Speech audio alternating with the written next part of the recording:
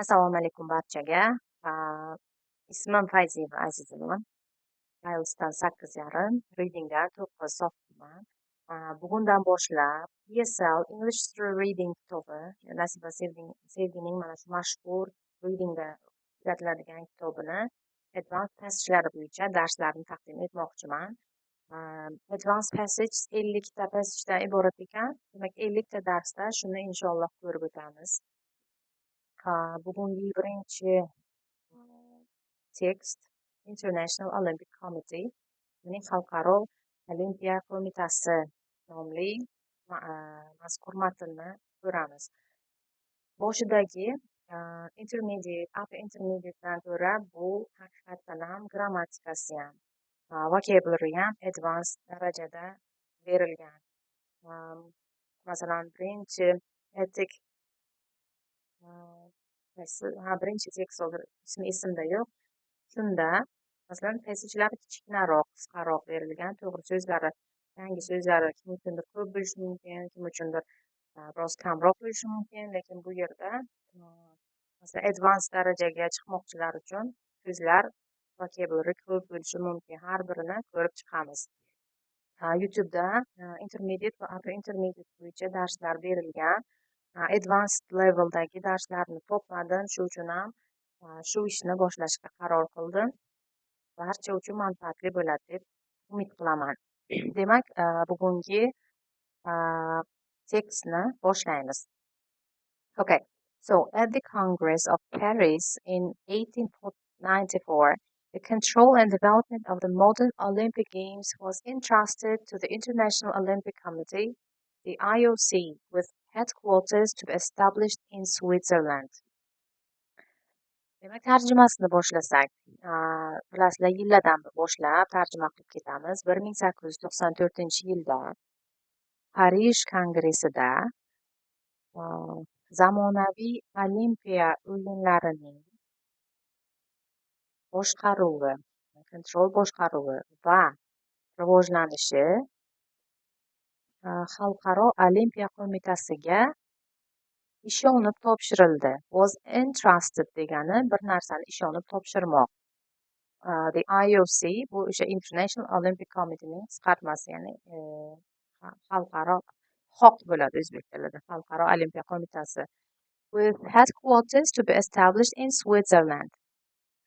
Bu ya'ni advanced grammar va deb buni bu yog'ini tarjima qilib ketsak bo'ladi va uning headquarters shtab-kvartirasi Shvetsariyada bo'lishi, ya'ni tashkil etilishi belgilandi. Headquarters shtab-kvartira yoki asosiy ofisi Shvetsariyada joylashishi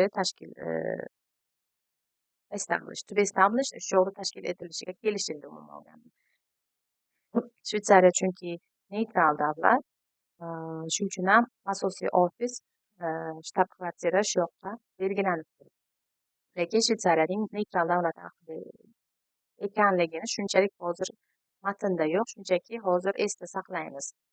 Demak, keyingisi, today the committee is responsible for maintaining the regular celebration of the Olympic Games, seeing that the games are carried out in the spirit that inspired their revival, and promoting the development of amateur sports throughout the world. Demak, bugungi kunda, today, qo'mita mas'ul, nima uchun mas'ul? For maintaining the regular celebration of the Olympic Games. Olimpiya o'yinlarining doimiy o'tkazilishini ta'minlashga, ya'ni shuni o'tkazilishini ta'minlashga mas'ul. Keyingisi, seeing that the games are carried out in the spirit that inspired the revival. The games, ya'ni o'yinlarning qaysi ruhda? Ularning tiklanishini ilhomlantirgan ruhda. The spirit that inspired their revival. Ularning qayta tiklanishini ilhomlantirgan ruhda o'tkazilishini kuzatish yoki shunga e'tibor berishda ishiga mas'ul. Mana bu is responsible for, mana bularga ketyapti. Mana bu nuqtali verb degani bu vazifa birinchisi, seeing that bilan boshlangani ikkinchisi, and promoting, mana bu uchinchi uning mas'ulligi, and promoting the development of amateur sport throughout the world, va butun dunyo bo'ylab havaskor sportning rivojlanishini rag'batlantirishga mas'ul. Mana, demak, uchta narsa uchun mas'ul ekan. The committee is responsible for maintaining deb boshlanadi birinchisi, seeing deb boshlanadi ikkinchisi va promoting deb boshlanadi uchinchisi. Demak, Olimpiya o'yinlarining doimiy o'tkazilishi, Olimpiya o'yinlarini tiklanishiga sabab bo'lgan ruhda o'tkazilishini kuzatish va havaskor sportning butun dunyoda rivojlanishini targ'ib qilish uchun mas'ul. Demak, mana shu uning mas'ulliklariga kiradi.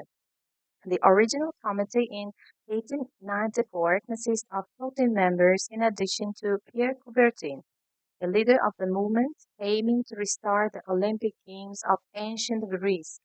And since then, membership has been self-perpetuating.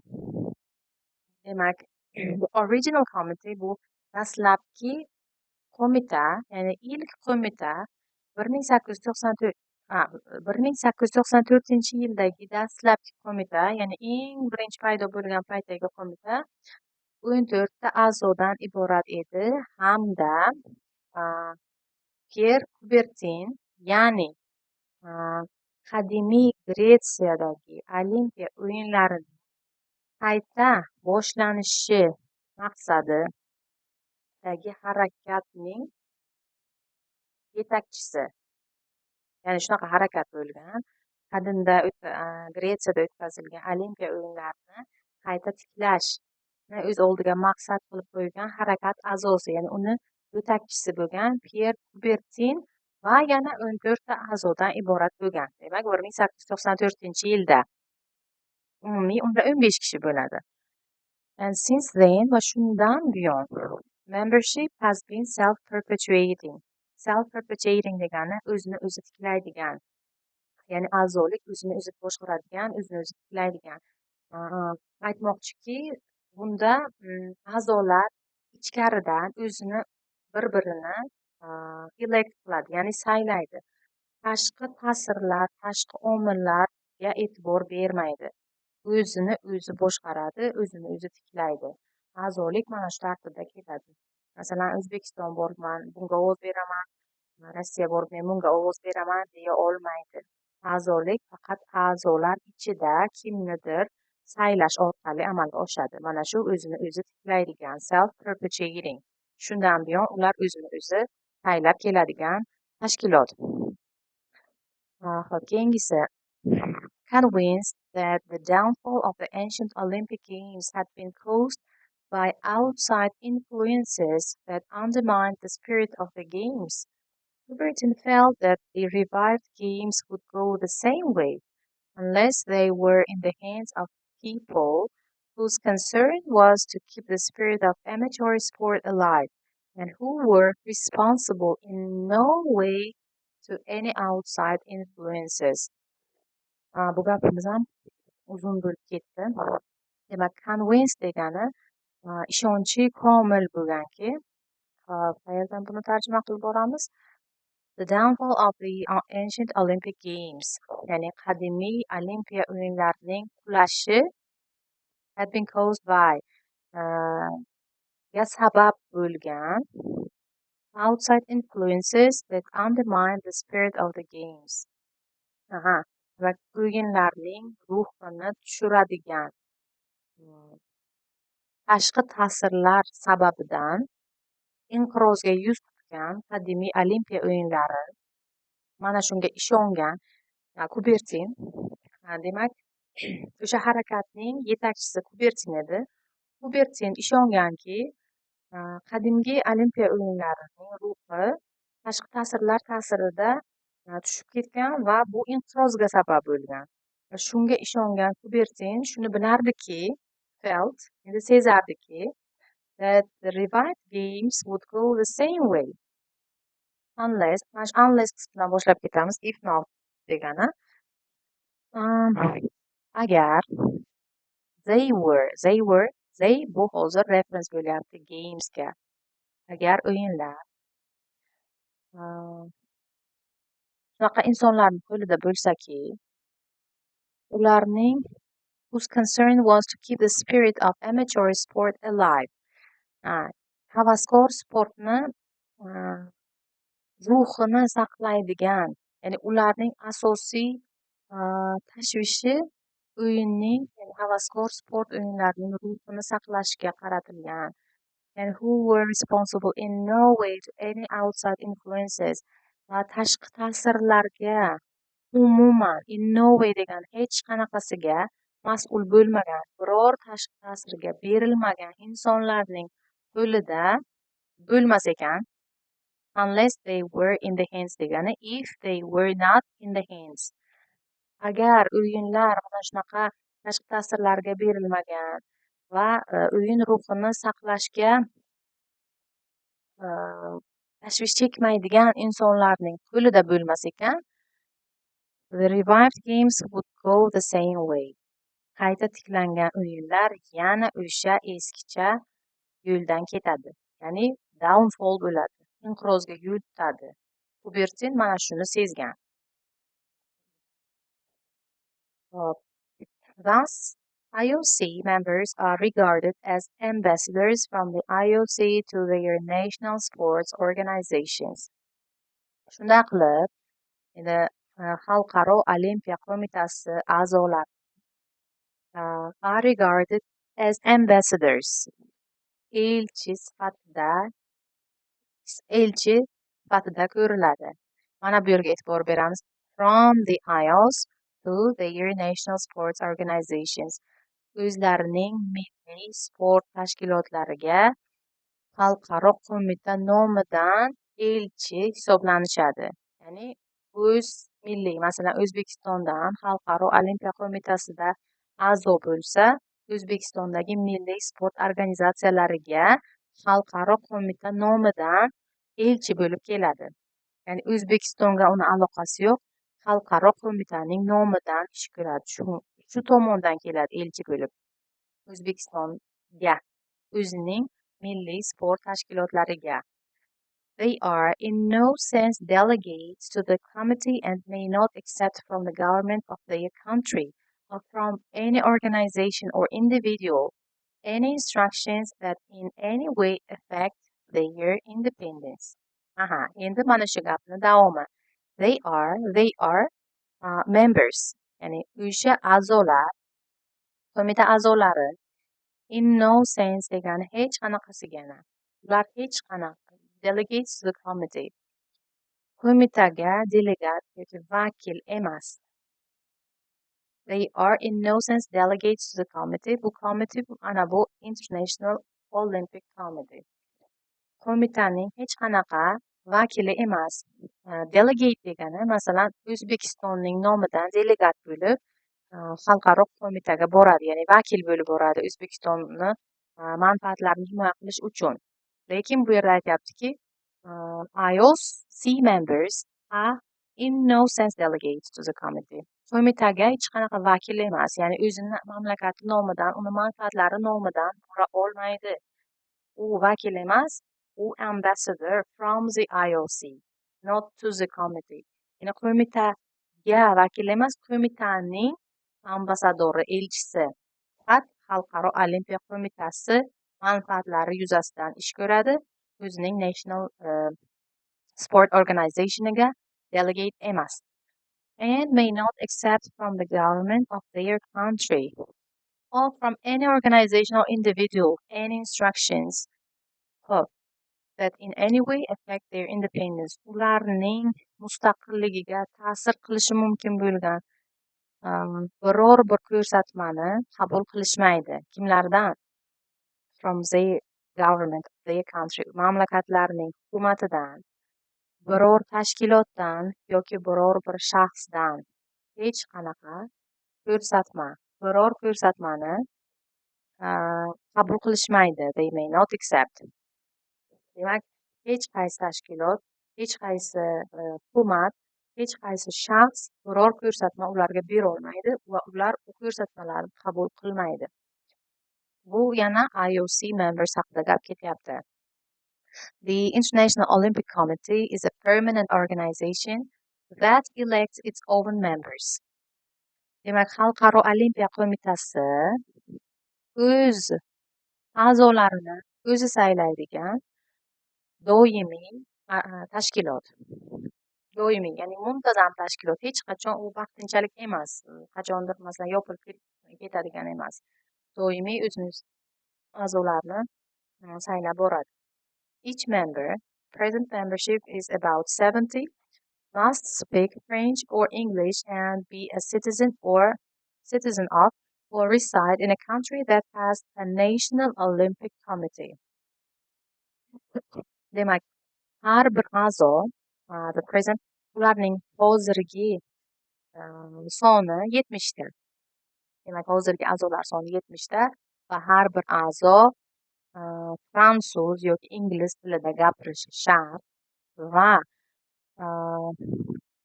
Milliy Olimpiya qo'mitasi bo'lgan davlatda yashashi yoki o'sha davlatning fuqarosi bo'lishi kerak. Masalan, dunyoda 220 ta davlat bo'lishi mumkin. Endi aniq sonni bilmayman. Shundan balki 180 tasi Olimpik qo'mitaga qo'shilgan. Olimpiya o'yinlarida qatnashadi va o'zida National Olympic Committee bor. Ya'ni o'sha Xalqaro Olimpiya qo'mitasining bitta nima deydi, a'zolikni ko'rsatib turadigan Milliy Olimpiya qo'mitasi tashkil etilgan. O'sha 180 ta davlatda bo'lsa, shularning yoki fuqarosi yoki shunda yashashi shart. Agar keling janubiy Rossiya, masalan, Rossiyani Olimpiya o'yinlaridan chiqarib tashlashgan bo'lsa, Rossiya fuqarosi yoki Rossiyada yashab turgan shaxslar bu qo'mitani a'zosi bo'la olmaydi. A'zolar faqatgina o'zi yashab turgan mamlakatda Milliy Olimpiya qo'mitasi bo'lishi shart va o'sha davlatning fuqarosi bo'lsagina va ingliz va fransuz tillarida gapirib bilsa, ingliz yoki fransuz tilida u a'zo bo'lishi mumkin. With very few exceptions, there is only one member from any one country. Demak, ayrim istisnolarni hisobga olmaganda har bitta xohlagan bitta davlatdan faqatgina bitta a'zo bo'lishi mumkin. With very few exceptions, ya'ni judayam kam istisnolar bo'lgan holda yoki shuni hisobga olmaganda bitta davlatdan bitta a'zo bo'ladi. Members were originally elected for life, but anyone elected after 1965 must retire at the age of 75.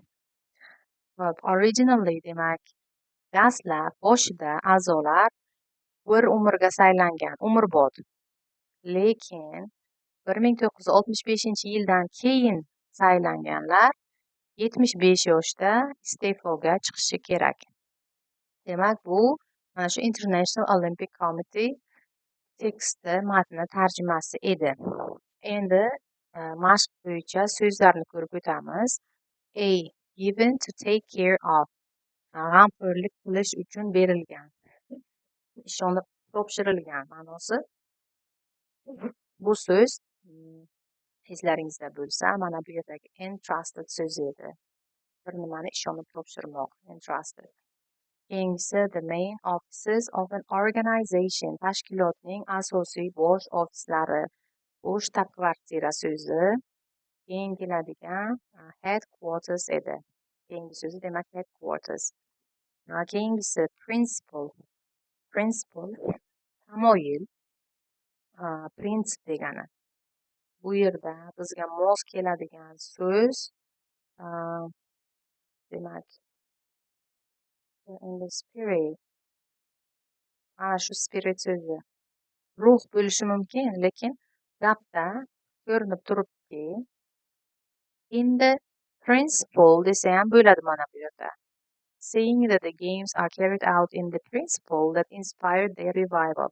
Ya'ni ularning qayta tiklanishini ilhomlantirgan tamoyillarda yoki ruhda o'tkazilishi. Ikkalasi bir-birini mana shu kontekstda almashtira oladi. Keyingisi, make someone want to do something by giving them new ideas and enthusiasm. Kimnidir biror ish qilishni xohlashga undamoq. Ya'ni ularga yangi g'oyalar, entuziazm degani zavq-shavq berish bilan. Bu nima degani? Inspire. Bir kishini ilhomlantirish. Ya'ni ilhomlantirsangiz, o'sha odam bir ishni qilgisi keladi o'zidan xohlab. Become active again. Yana qaytib faol bo'lmoq. Inspired bor, demak yana qaytib faol bo'lish, bu revival bo'ladi. Revival, qaytib faol bo'lish. F. Of a system structured so that it can continue to function or exist even when people try to change it. Bu demak tizim haqida gap boradi demoqchi. Shunaqa tuzilganki, u insonlar uni o'zgartirishga harakat qilganda ham o'z faoliyatini yoki mavjudligini davom ettira oladi. Eslaringizda bo'lsa, bu self-perpetuating edi. Self-perpetuating. O'zini o'zi boshqaradigan, o'zini o'zi o'nglaydigan. Being sure that something is true or genuine.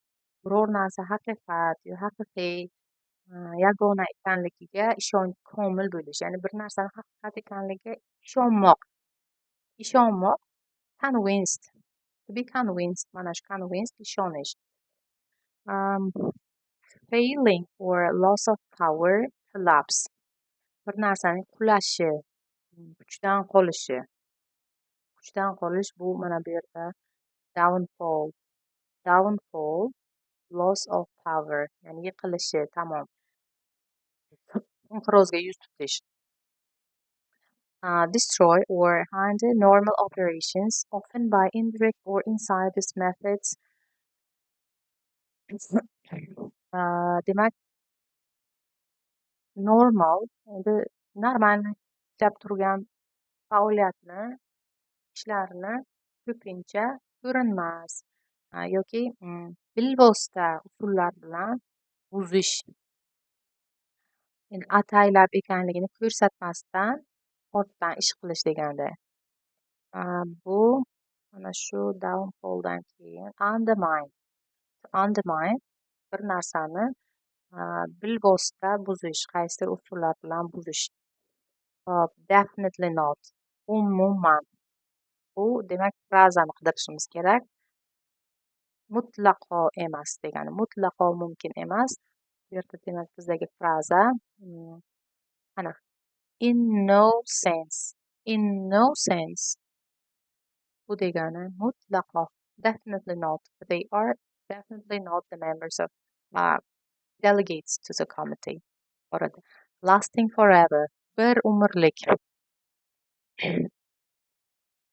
Permanent. Mana bu doimiy. Permanent degani doimiy, muntazam. Live, have as one's home. Yashamoq, uyiday. Reside. Yashamoq degani. For the rest of a person's life until one dies. O'lgunicha, bir umrlik, umrbod. For life. For life degani umrbod, bir umrga. Demak, so'zlarni ham ko'rib o'tdik. Endi bizda bu yerda exercise 2, choose the correct answer according to the passage. Multiple choice savollari bor hamda complete the sentences by selecting words va gapni, kerakli so'zni qo'yish. Demak, birinchisi, according to the passage, the International Olympic Committee, demak, passage matnga ko'ra Xalqaro Olimpiya qo'mitasi topishimiz kerak. Offers prize money to Olympic competitors. Olimpiya o'yinlari musobaqachilariga pul mukofotlarini taklif qiladi. Bu umuman matnda yo'q javob. Not given. Consults the governments of competing countries on the planning of games. Musobaqalashayotgan davlat hukumatlari bilan o'yinlarning rejasini maslahatlashadi. Bu ham umuman berilmagan, lekin javob ham noto'g'ri, chunki Olympic Committee mustaqil edi, ya'ni hech kim bilan hech nimani maslahat qilmaydigan. Ensures that events reflect what was planned for the modern games. zamonaviy o'yinlarning a, qanday bo'lishi kerakligi rejalashtirilganidek bo'layotganini a, ga ishonch hosil qilib turadi. Mana shu javob to'g'ri edi. Revivaldan keyin o'sha spiritni saqlash kerakligi. Hop, keyingilarni ko'rib chiqaylik. Was originally made up only of French and English members. Dastlab u fransuz va ingliz a'zolaridan iborat edi. Bu haqda umuman gap yo'q, lekin hozirgi kunda fransuz yoki ingliz tilini bilish kerak degan gap bor. Is made up of men over the age of 70, ya'ni 70 yoshdan oshgan kishilardan tashkil topgan.